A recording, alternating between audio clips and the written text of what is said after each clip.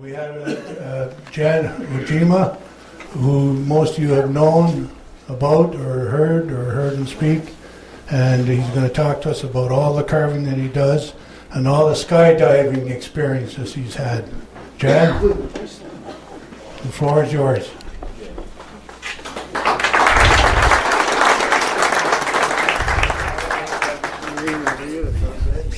Let's see, are you turned on?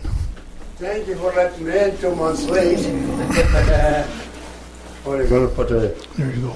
Oh yeah, that reminds me of about 25, 30 years ago when the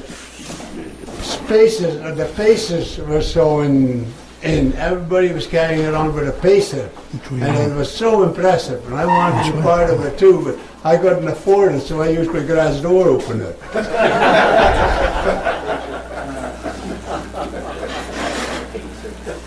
Yeah, and I'm amazing how many women you have here. Wow. You're going to join? Yeah, I should join. I'm glad to see that he's one of them here. That's always good. I'm thankful that you invite me again it's been a few years that I've been here. And all I'm going to come and do is brag. Like I do wherever I go. I've been carving now since 1972. I wouldn't even want to say how many years that is. I would do 1 piece, 2 pieces a year, skip a year, skip 2 years, do another 2 or 3 pieces. But for 18 years, I did nothing but chip carving. And when I started out, I didn't even know what it was called chip carving. I didn't even have a chip carving knife like you're supposed to have. I used to have just an ordinary knife with a nut to about 1.5 inch blade, and that did everything for me. Now everybody thinks they got to have very special tools for everything, and I still do most of my work with a knife. When I started with a chip carving, everybody said, oh yeah, you got to have a chip carving knife. Well, I won twice, the 3rd best at the world's competition in chip carving, and all I use is my regular knife, so it doesn't need to be done that way. Also at home I got a totem pole that's 12 foot tall, has 79 faces on it, and they're all done with a knife. So when people come to classes with me, they say, oh, we got to buy a lot of tools. Well, you don't. A knife will do this amazing thing what it'll do for you. And with me too, in here, you can see, and I should tell you that first of all, I still, after all these years, I still go and take lessons. I went to Lake Placid last summer for a week with a lady to take classes how to carve this piece.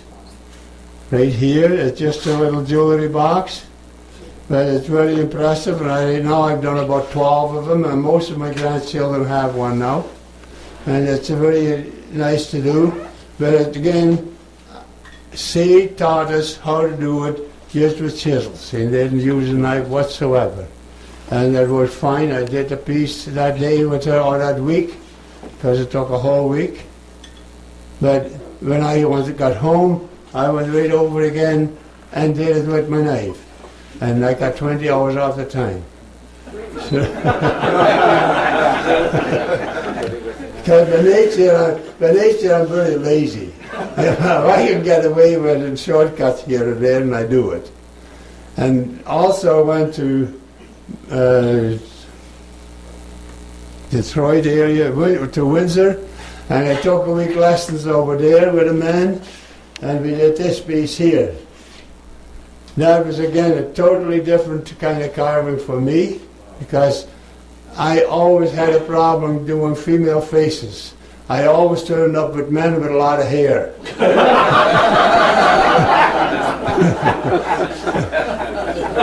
So this again, there was never a knife used on it whatsoever. It was all done with chisels, and that's a swear word would be sandpaper. See, in my classes, we do not use sandpaper. That's a swear word, because everything can be. If your knife is sharp enough, you can make it smooth enough that you don't need and you're going to get different cuts, like this one here. This is my favorite one. This here, two little midgets are carrying my pocket knife, and this happened to be a chip carving knife, but like it should be. But you can see I don't use it, so that's why it's sitting here. Other thing I like to do is make doodads. Just things that are good for to talk about. Haven't got no purpose in life whatsoever, but they're fun to do and fun to make. And the people will always ask, how did you get them in there? Well, I didn't get them in there. It just so happened I cut a tree in half, and there happened to be two golf balls inside.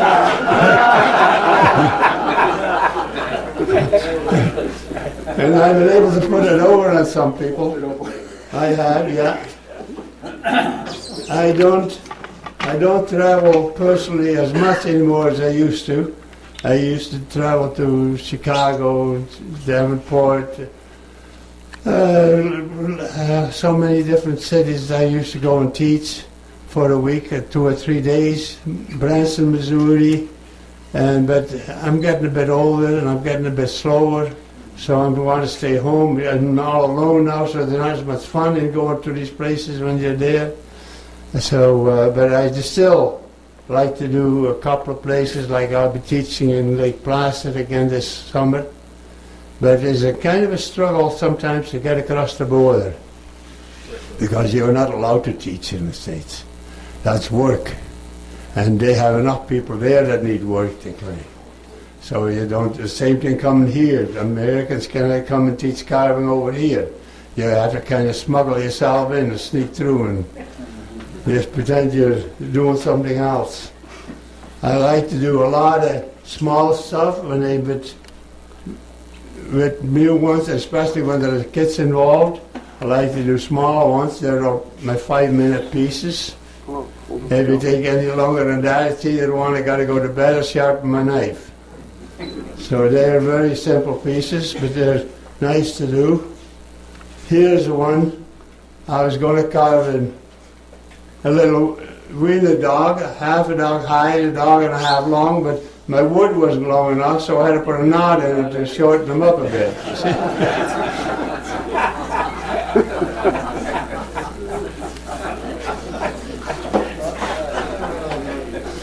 Here's one of the boxes that I've just started on this last week. As you can see, this is all rough. You can later on come and have a look at it, but this is all done just with a knife. Even hollowing it out? No. Not yet. Haven't got around to that yet. I'm too lazy for that. Here you can see how they're starting out on it. And then from there on, it's nothing but me with a knife. I did have a thing last year where my grandson, who was 15 in British Columbia, his other grandfather lived only 20 minutes driving from where he is, and they do man things. You know, they build a boat together, a canoe together, and they go rafting, and they do this together and that together. Thinking, well, don't want to be any less than that. I'm going to do something good. I'm going to take him skydiving. So I phoned my son, and he said, so, don't tell him about it, but I want to do this and that. Well, I said, I'll check it and I'll get it lined up. So then it turned out that he had to be 19 years old. So I took his sister, who was 19, and I took her up, and I took him to Costco for an ice cream.